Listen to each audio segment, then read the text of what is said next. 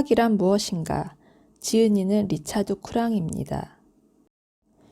인간 정신의 표현으로서 수학은 적극적인 의지, 명상적인 이성, 그리고 심미적인 완벽에 대한 욕망을 반영한다. 수학의 기본적인 요소로는 논리와 직관, 분석과 구성, 일반성과 개별성이 있다. 상이한 전통이 서로 다른 면을 강조할지는 모르지만 수학은 다만 이들 대조적인 힘에 대한 상호작용이고 생활, 유용성, 수리 과학의 최고 가치를 형성하는 그들의 종합을 위한 투쟁이다.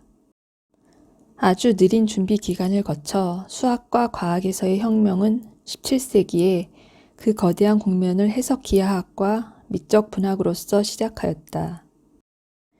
그리스 기하학이 하나의 중요한 지위를 유지한 반면에 공리적 결정화와 체계적인 영역에 대한 그리스의 이상은 17세기와 18세기에 사라졌다. 분명한 정의와 무모순이고 자명한 공리들로 출발하는 논리적으로 정확한 추론은 수리 과학의 신개척자들에게는 대수롭지 않게 보였다. 직관적인 어림짐작에 정말 과도하게 열중하고 무의미한 신비주의와 형식적인 과정의 초인적인 힘에 맹목적인 신뢰로 뒤섞여 그럴싸한 추론에 정말 열중하면서 그들은 거대한 부의 수학적 세계를 정복했다. 산술이란 자연수 또는 양의 정수에 관한 수학적 이론을 말한다. 산술은 정수의 덧셈과 곧셈이 일정한 법칙에 의하여 이루어진다는 사실을 바탕으로 하고 있다. n에서 n+1로 단기적으로 무한한 정수의 수열을 만드는 과정은 수학적 추론에서 가장 기본적인 패턴인 수학적 기납법이라는 원리의 기초를 이룬다. 자연과학에서 많이 다루는 경험적 귀납법이라는 것은 어떤 현상에 대한 일련의 특수한 관찰을 통해서 그러한 현상 전반에 깃들여 있는 일반적인 규칙을 이끌어내는 방법이다. 그렇게 해서 만들어진 규칙이 갖는 신빙성의 정도는 얼마나 많이 관찰과 확인을 했느냐 하는 횟수에 따라 결정된다. 정수는 유한계로 이루어진 사물의 개수를 세는 과정에서 추상화된 것이다.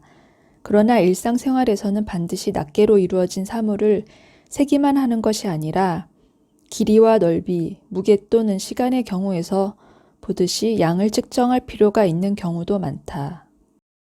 유리수로 된 끝점을 가지는 축소 구간으로 이루어진 모든 구간에 속하는 점이 수직선 위에 존재한다는 것은 기하학의 기본적인 공준이다. 이러한 공준을 논리적으로 다른 수학적 사실로 바꿀 수는 없다.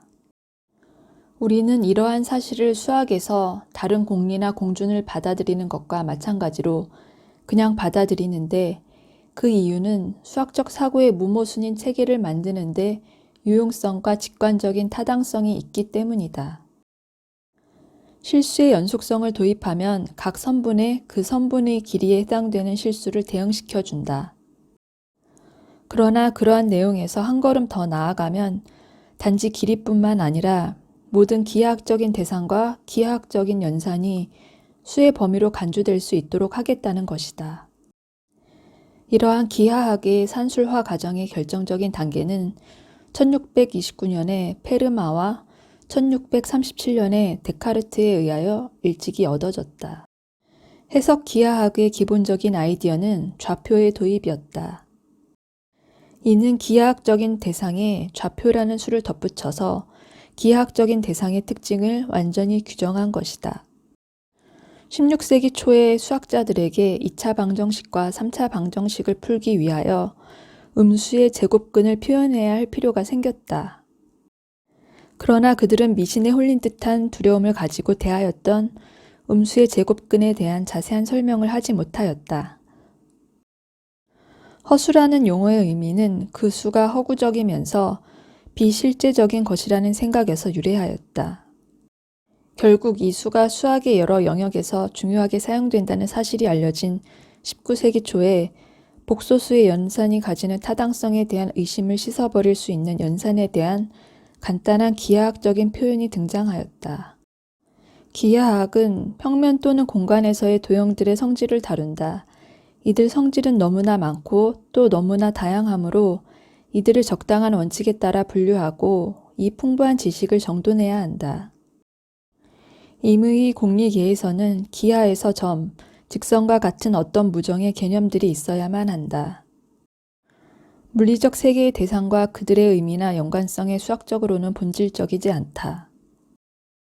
무정의 개념은 순수하게 추상적인 존재들로 간주될 수 있으며 연역 체계 안에서 그들의 수학적인 성질은 전적으로 공리로 서술된 대로 그들 사이에서 성립하는 관계에 의하여 주어진다. 수학에서의 공리적 방법은 최소한 유클리드만큼이나 과거로 거슬러 올라간다. 그리스 수학이 모두 원론의 엄밀한 공준적인 형태로 전개되었거나 표현되었다는 것은 결코 아니다. 그러나 후속 세대에게 이 업적이 워낙 큰 인상을 주었으므로 수학에서 모든 엄밀한 증명의 모형이 되었다.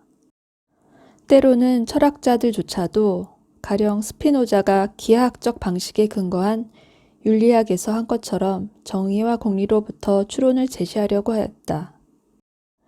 17, 18세기에 걸쳐 유클리드의 전통에서 벗어난 근대 수학에서 공리론적 방법이 모든 분야로 계속 퍼져나갔다.